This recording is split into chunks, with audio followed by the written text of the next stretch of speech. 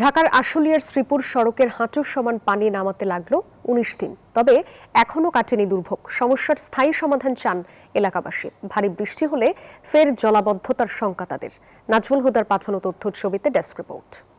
কোথাও কাদায় ভরে গেছে রাস্তাঘাট, কোথাও পড়ে আছে ময়লা। টানা ১৯ দিন ধরে জলাবদ্ধতা থাকার পর ভেসে উঠেছে এমন চিত্র। এমন দশা ঢাকার আশুলিয়ার শ্রীপুরে। পানি নেমে গেলেও কাটেনি দুর্ভোগ। ঘরবাড়িতে পানি ঢুকে নষ্ট হয়ে গেছে মালামাল।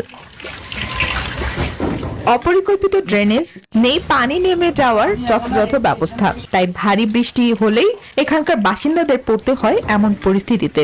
তোষক, খাট, ড্রেসিং টেবিল, ওই ফ্রিজ সবকিছুই ধরতে গেলে ওয়ার্ড্রপ। দেশ জুড়ে যে কোনো কেনাকাটায় 10,000 টাকার বেশি অফার, তাই পেমেন্ট মানেই বিকাশ। সবকিছুই নষ্ট হয়েছে আমাদের। ঘরের ভিতরে যে পানি উঠছিল তাদের ঘরের সমস্ত মালামালগুলি ভিজে নষ্ট হয়ে গেছে। আমার বাসায় 27টা বাড়ির মধ্যে মানে 5-6টা ভাড়াতে আছে, আর সবগুলোই চলে গেছে। 22 বছর ধরে আমি এই বন্যা কবলিত এলাকায় আমি ভাসি। প্রতি বছরে 2-3 করে পানি ওঠে। অনেক ক্ষতি হয়েছে। ক্ষতির পূরণ সরকার যদি আমার একটু সাহায্য করতে, তাহলে আমি একটু উঠতে পারতাম। সমস্যা সমাধানে উদ্যোগের কথা জানালেন এ কর্মকর্তা।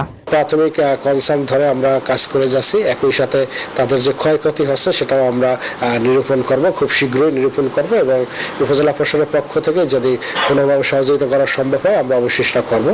এই দুর্ভোগ লাঘবে কর্তৃপক্ষ দ্রুত ব্যবস্থা নেবে, প্রত্যাশা আশুলিয়াবাসীর। Desk report, news 24।